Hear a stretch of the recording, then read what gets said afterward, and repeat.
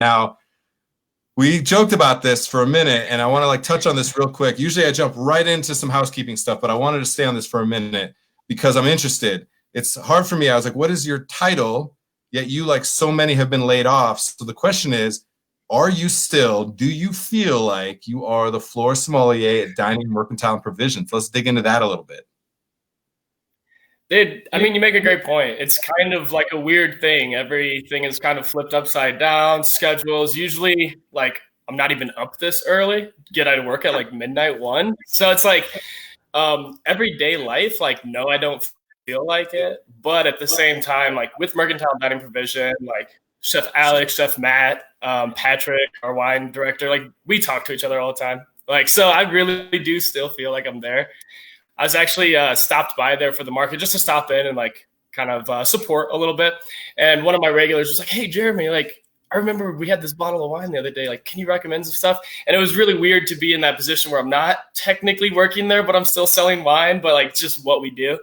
Easiest way to answer that question, I guess, is like sommelier, like it's a lifestyle. It's a lifestyle. It's like being a chef, right?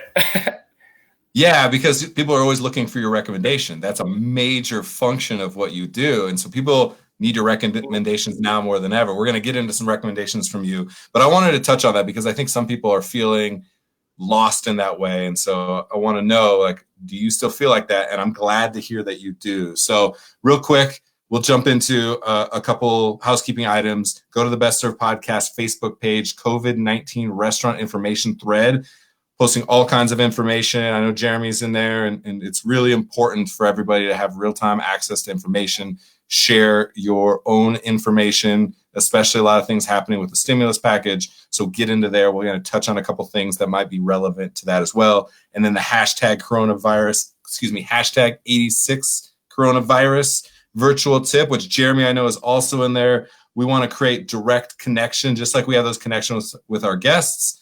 We want to create an opportunity to create direct connection and support, not charity in our mind. It's that hospitality that you've already earned being paid back to you. So get into those two threads in the Best Served Podcast Facebook page. All right, Jeremy, I need your help now. I love your positive energy. So this is the first time, I like literally threw on a hat. I didn't even get ready this morning. My energy is super weird today, excited, yet like a little bit down. I went to my weekly excursion to Target and to H Mart yesterday. So either you feel me on this or tell me I'm full of shit. I appreciate both. I don't go to Target ever. That's where Betsy goes, but I'm in charge of going out. I got my face mask on. I got like hand sanitizer. I'm doing the whole thing, and it's really bizarre. I'm in Target, which is already like a weird bougie place that I don't like to go.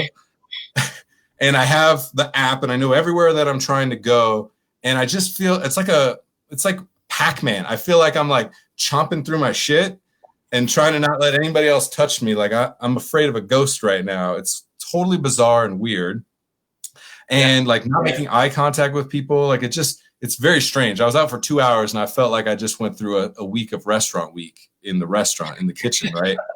And it was bizarre. And then I go to H Mart and my energy totally changes because it smells like fermented food and the energy is great and I love it in there. So it's kind of this bizarre thing. So I'm not sure if you have that experience. Oh, and then I get home and I like wipe everything down, drop produce in water with baking soda in it, like all these things. And it's just, I don't like it, man. Yet maybe I'm being paranoid or it's overkill, yet why risk it? Like, what else am I going to do than take 35 minutes to put groceries away? But hey, like if it does help, then it helps. So I'm interested in your perspective on that. I mean, you make a great point. I was actually just thinking this other day because we went grocery shopping just to kind of, we're not hoarding anything at all, but we want to make sure that we just buy things and we buy produce all the time. So it never goes bad. So we went to the grocery store and it's weird, right? Like I wasn't face mask out with gloves and all that, but I'll touch on that point. It's just like people aren't like making eye contact. People aren't saying hi anymore. It's like a really strange place to be out right now. But I think that kind of to allude more of your point, like, are we overreacting? I think that in the hospitality industry, like, we kind of like we're in the mental place right now where we kind of have to be in that mindset of doing everything we can to make sure that, you know, we can get back to work. But also, like, we want to work, we want to serve you and do all these things, but we want you to feel comfortable. We want the community to be safe. So we are kind of the ones that are like, yeah, no, glove me up, like put on a mask, like be extra careful and safe about it, because I think that that's what the community needs. So it's strange, man. It's strange because I'm definitely the type of person, I get in an elevator, I'm like shooting off conversation with people, waiting in line at the grocery store, talking. So it's just really, really weird, this social distancing thing, when you focus on like always bridging that distance in a social That's literally your job, is to create that human connection, whether there may not be one. And even like our vernacular, like when did social distancing all of a sudden come, like that we all just do it, whatever, and like use it in day multiple times a day. I don't know what that means, because there's a definition somewhere. It's 6 feet social distancing.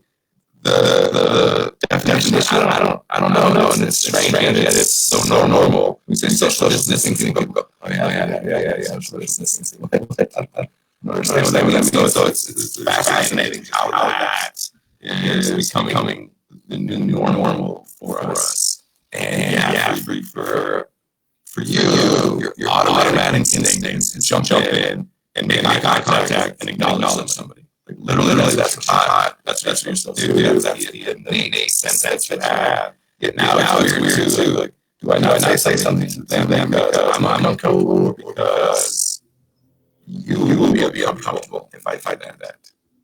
Yeah. No, I definitely understand that. The sound is kind of weird right now. It's like breaking up. But I don't know that. Your volume up. But no, I mean, you're absolutely right, though. Like, we're the type of people where we focus on making social connections with people, and now all of a sudden social distancing is a thing. Like virtual happy hours, which is like something I've been on for a while now, meeting up with friends, just like doing the quarantinis. All right, hold on. Let's hold on. Second, we can fix this audio issue real quick. All right. Let's see.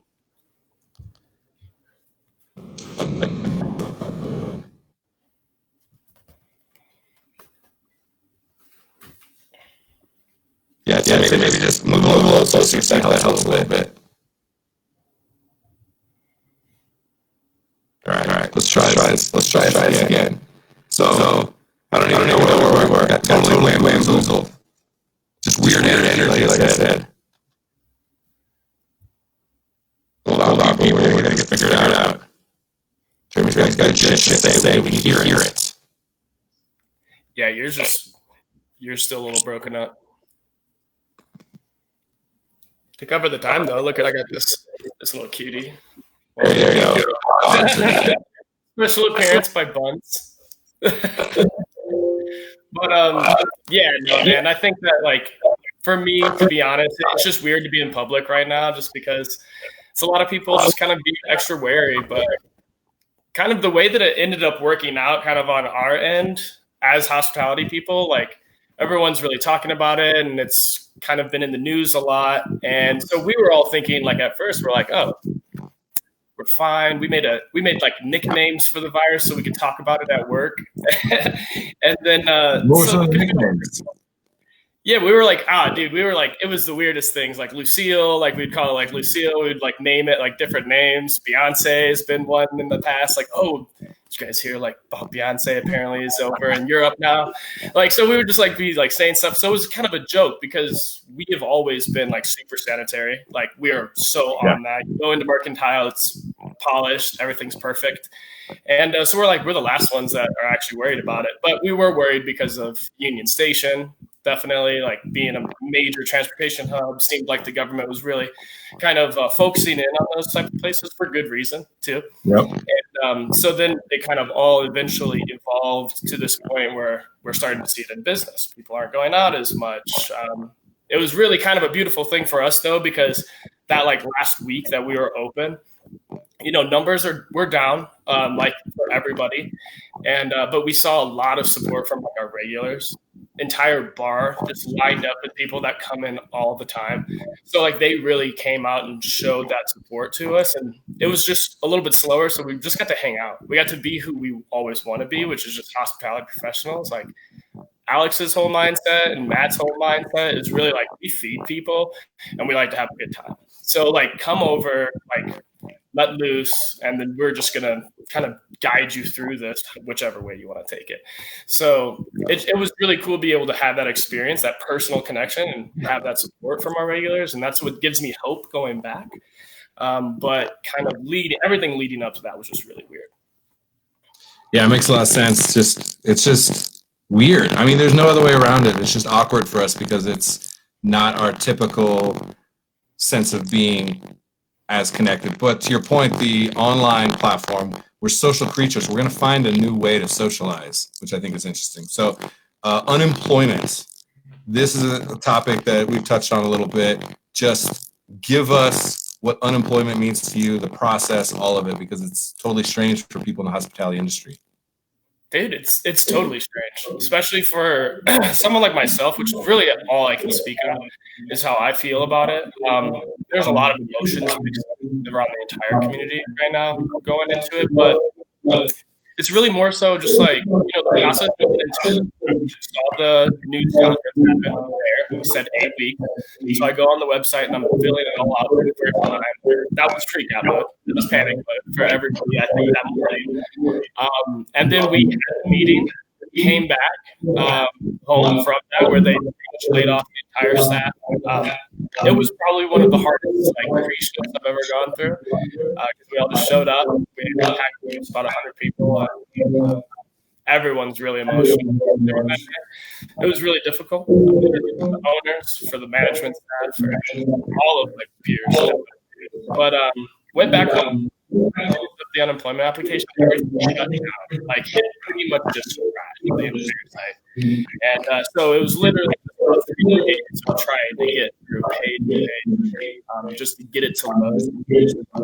But after that, it was really weird though, because we had a card in the mail with this PIN number. You have to do a PIN number to figure out what your benefit is.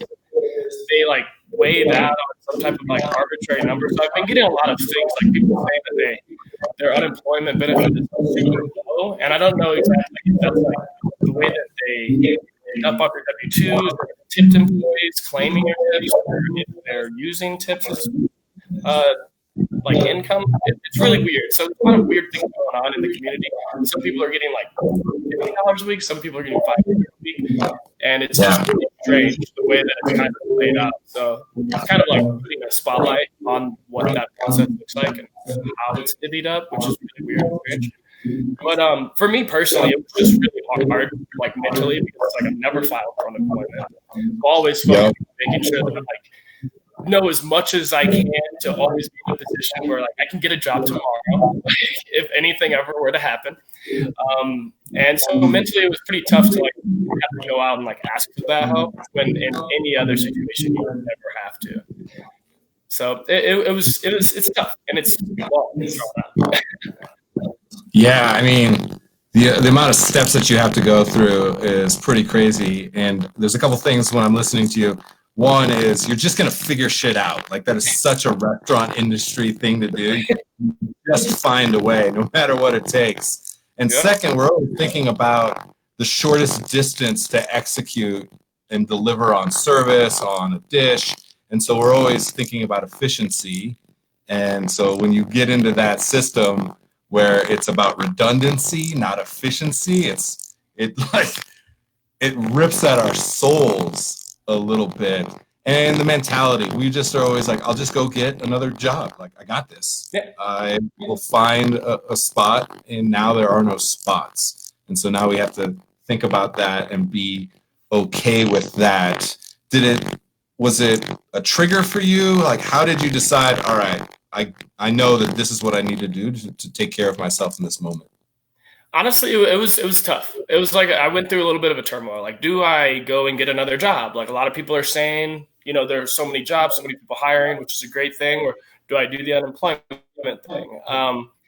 the one comforting part about it, I guess, so to say or speak, is that we're all in it together. Like, so it's like I can talk to my friends who run programs, multi-million-dollar programs in the city, and they're doing the same exact thing. So that kind of like, it didn't make me feel like I was not a success by doing it. So it was like a really weird thing. But at the end of the day, I think it's really just about just being in it together, kind of getting through it, together. But also just trying to change the way I think about things. Like I have a lot of free time now, so going back to reading, going back to just kind of like hanging out, doing the quarantine thing. Obviously, like everybody, but just trying to stay connected with my community. Like I think that's really, for me, that's what I try to focus on. Keeps my head straight. But I don't know, man. It's weird. It was a lot of turmoil, though. At the end of the day, I feel like, I don't want to go work at a grocery store to watch a bunch of wide open toilet paper. When my usual thing is like sitting around having a good time with people, like introducing somebody to their best friend. You know what I mean? Like their favorite wine that they always go for. So it's just weird, and I'd rather take this time to do what the government is telling us to do, what doctors are telling us to do, take care of myself and really just the people around me. Yeah, the toilet paper thing, dude. It's totally baffles me. Like I'm like, you know what you need? Buy rice. If there's one thing that I'm hoarding right now, it's rice. I got rice to last us. If we eat rice and soy sauce for the next 4 months, we'd be totally fine. Billions of people have survived that way. Toilet paper, like I'll go grab some leaves if shit hits the fan. You're not going to be able to eat your toilet paper, people. But it looks so desolate. It looks like The Walking Dead when you go into the paper goods section, like I said, at Target. At the very least, you know what I had Danny Meyer. I'm listening to I'm also listening to Kitchen Confidential, but I'm listening to Setting the Table. And Danny Meyer's voice in my head as I'm walking around Target is like, oh, he's talking about hospitality. I was like, okay, this feels good, man. Constant gentle pressure. Yes, constant gentle pressure. All right, I'm great. I'm a 51%er. I just kept reminding myself the whole time. Dude, I mean, that's definitely one thing too. Like I've been re-listening to, because I love listening to like audiobooks and stuff like that too, because I like doing things at the same time. So I've been re-listening to War and Wine, which is like a really, really great book for anybody who kind of just wants to figure out a little bit more about the history side of things. There's so many different stories. It essentially covers all of France and like each of the wine growing regions and what was going on during World War I, II. But it's kind of given me like a fresh perspective on it, because you realize how many times like Champagne has been just riddled with chaos and crisis generation after generation, but still it is probably like one of the most world-class regions. People thrive in that. Like I just finished the Widow Clicquot, about Veuve Clicquot, the widow. And she went bankrupt like 3 times, but came back, and now she's an absolute legend. So it's kind of given me hope, being like, yeah, this is a tough time for everybody right now, but we can do this. We can all get through this together. And who knows what tomorrow is going to lead. You know what I mean? So. Oh, man, I love that energy. I love it. The amount of failures that we have. I mean, I always think about, and Danny Meyer actually mentions this, like, you fail 7 out of 10 times in baseball, you're in the Hall of Fame. Like I think about that a lot, and keeping that amount of positivity is just, you're leading yourself in a direction. There's not a singular destination for that. So I really, really like that thinking. And yeah, Clicquot, she's an interesting character, because to be in the wine world in France at her time, like fucking rebel, like. Absolutely. I mean, she took over her family's company, or like her and her husband ended up kind of joining forces and making their own thing.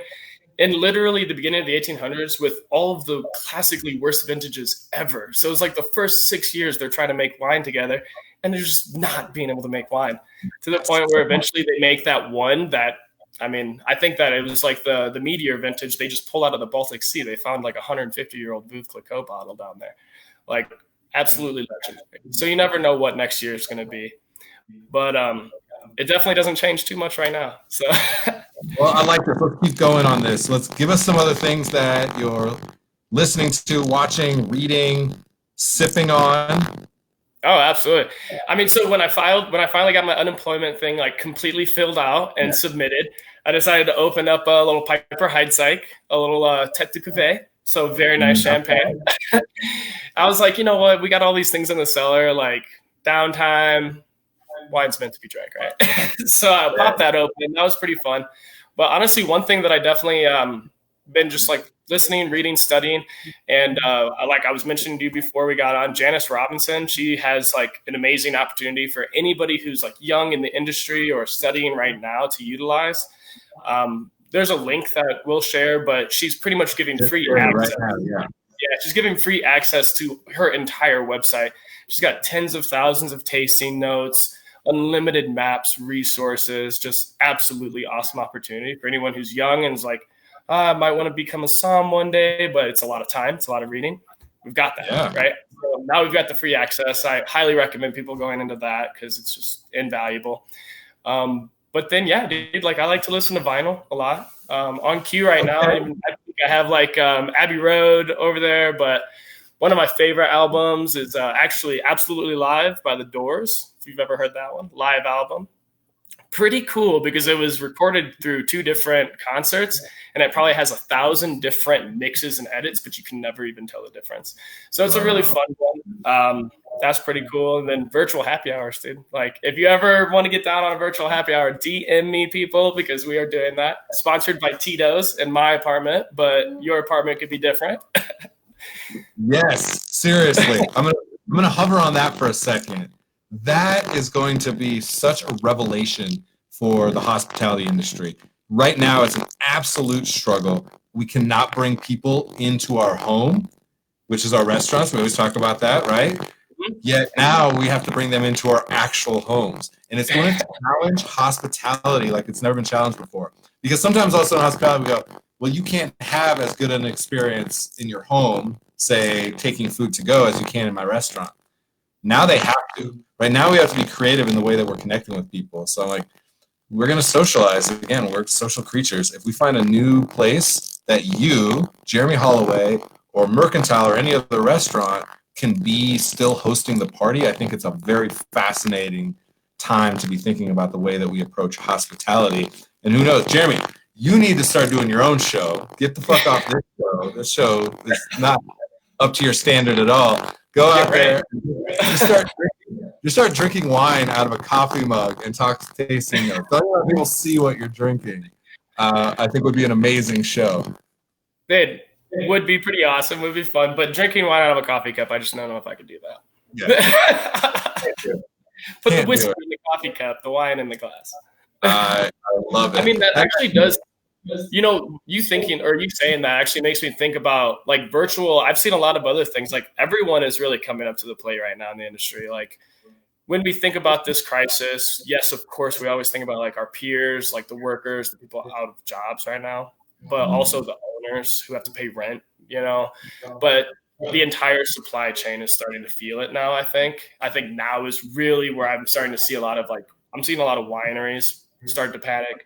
A lot of importers are definitely seeing drops, huge, massive drops in sales to where it's already starting to reach Europe. So, I mean, right now, like I've always a huge fan, like drink Italian wine, like drink French wine. Don't be afraid to support those people because at the end of the day, it's farmers, it's families. You know what I mean? It's exactly who we are right now. But I'm seeing a lot of things like virtual tastings at wineries. 2 of my good friends, the Storm Cellar, shout out to the Storm Cellar up in Hotchkiss, Colorado. Jamie and Steve did a little tasting session on Instagram Live of their Chardonnay with a bunch of people. They joined, they all went and got a bottle of their Chardonnay. And they were just kind of talking about it, and being able to have that opportunity, I think is huge to keep those relationships alive. Like, because we really do thrive off our community. And now we're in this really weird position for us because we've always been told to humbly stand aside and help people through whatever they want to go through. Now we're actually like, we need your help. You know, we need you guys to support us with takeout. We need you guys to support us with these like Operation Family Meal you talked about yesterday, which is amazing. Yes. It's weird. So I want to stick with that. I like that you're talking about Storm Cellar. and what they're doing now. You and I are going to push to share this with small wineries. I have a new mission for this episode alone, because I know a lot of them in Colorado, California, New York, a lot of wineries, some people down in Arizona as well. Anyway, let's give them a little bit of roadmap. You saw something out there in virtual happy hours and wine tastings that you appreciated. Give them right now, just talk directly to them, some pointers, because I want small wineries across the country to have an opportunity to create this, where they've always counted on you to create that sense for them. Now they need to do it for themselves. So give them a couple pointers maybe. Dude, it's hard. It's hard because a lot of these really small places, they're supported by like larger arms or maybe like niche groups. Some of the things that I would probably recommend for a smaller winery who really wants to put themselves out there. A piece of advice I've always given my guests when they come in about making more informed wine purchases, because it's hard out there, especially when we're talking French Italian labels and half of it we can't read, right? So what I really tell them is focus on importers. Look at the back of the bottle. If you like a wine, look at the back, kind of really focusing on them. A couple that I love is Kermit Lynch. Absolutely rocky. Lynch, dropping a lot of legend name dropping today, man. Yeah, wow. I mean, he's an absolute legend and brought back Beaujolais on the map. Super affordable wines that can be spectacularly ageable or like absolutely perfect right now with a little chill on them. So what I would recommend, another one I want to throw out there though, Von Boden. Got to do Von Boden because I'm a huge Riesling nut. Buy Von Boden. Everything in Von Boden's portfolio is absolutely rocking. But I would recommend maybe some of these small families to use that importer. Have Kermit Lynch virtual tastings. Have Von Boden virtual tastings. Paris Wine Company virtual tastings. Like these little small niche places, people will show up. A lot of hospitality people will for sure show up because we love having that communication with growers, with producers, importers. I think that would be really cool to see. I know I've definitely seen places like Proof Wine Shop. They do virtual tastings. Absolutely love them over there. Awesome grower champagne collection. Mondo Vino, definitely. I mean, they've always had weekly tastings and stuff. I'd love to see them maybe bring in an importer. I know that they work very closely with Skurnik, which has absolutely killer Eastern European like Austrian wines and really cool like sparkling sex and stuff from Germany, which is fun. But I would love to see that. I think that would be something absolutely huge because not only will it also give the consumer a little bit of that education, what I do on a daily basis or what I did on a daily basis. Yeah. But it'll also kind of give a little bit more of that sense of community, the hospitality that we love. I'm totally into it. Jeremy, I have an idea for your new job. This is the creative banter that we want for people. I want you to reach out to Proof and Mondo and help Paris Wine Company, Von Boden, everybody, and send them a clip of you virtually talking through tasting notes and say, I would love to host virtual happy hours for you. Send me wine. And literally, I would sit and watch. And if I would sit and watch, other people would sit and watch. And then those brands are getting the recognition that they need and will continue to need throughout this. Because look, we drink when it's good and we drink just a little bit more when it's bad. So those companies need to stay relevant right now. I'm telling you, Jeremy. I agree. That's it, man. Thank you, man. I appreciate it. Definitely will, though. I love the idea. That's what's the hustle, the entrepreneurial grind. Like I'm inspired right now because I like the struggle. It's fucking weird, but I do. I like the struggle, and I think maybe I'm reflecting on like the last couple of years you got soft, kid. So now you have no choice but to hustle and grind and be grimy about it and do whatever you can and bring value. And if you're going to show up daily and do a show like this, like I'm going to try and bring it every day just with the energy and the exuberance, bring some value, some information. And that's all that we can do right now. So I think you talking about wine, I'm fired up, man. Like, something, man. I'm gonna go see what's in the cellar right now. I mean, you know me, I got a lot of beer in the cellar, but I definitely got some nice bottles of wine, and I know we got some nice sparkling. I think we got some like Rotor Estates, you know, which was like what we drank when we got engaged, and then went out there to their spot, which is beautiful there. So I'm with you 100%. I might be drinking a little more wine than beer during this time, so I appreciate that. Jeremy, thank you for this conversation. It definitely motivated and energized me just a little bit for the rest of today, and that's all we can do right now, and continue to do what you do. And I really like the backdrop, man. Your set looks better than mine for sure. I have to do all credit to Randy over at Rioja, my lovely lady. She did all of the background. Awesome. The hospitality power couple. Jeremy, stay safe out there. Keep drinking wine because it brings a lot of joy to you and to others, my friend. Thanks for being on the show. Thank you for having me. And once all of this blows over, I'd love to be able to host you too, you and your wife at Mercantile. So come on in, bring the kids, and we'll hang out. Because you are the floor sommelier at Mercantile Dining Provisions in Denver, Colorado. You are. Cheers, my friend. Have a good day. You too, man. Cheers. Man, this is why I like doing this. I just need that banter, that communication, that back and forth with humans. And somebody like Jeremy is really great. He's been amazing.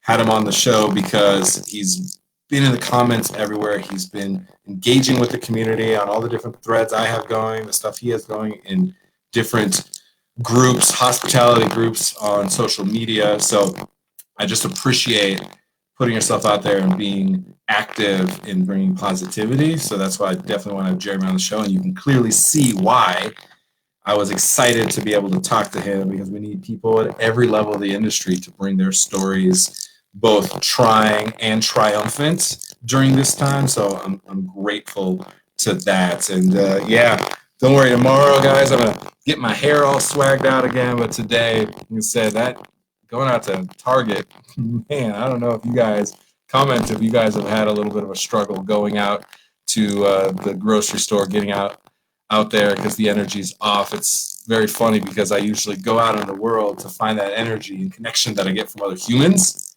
Now I'm really finding that here with you, with Jeremy, with everybody else, being able to connect at this level. So I appreciate all of the engagement and interaction. I'm going to continue to show up every day for you, for me, and my own sanity.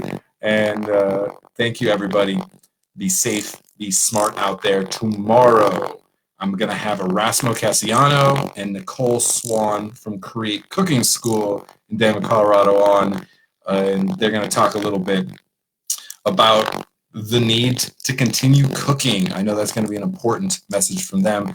They've been trying to inspire home cooks to bring their restaurant quality kitchen into their houses, which is needed more than ever right now. So I'm definitely excited and interested to see what they're doing, because we've also been doing little videos daily in some of our groups at home, just showing them what we're cooking with the boys here. So eat well, people, during this time. I was eating bags of chips like it was my fucking job for a minute there, and now having some dandelion greens and Swiss chard like brought me back a little bit, people. So be safe out there. I'll check in with you guys tomorrow.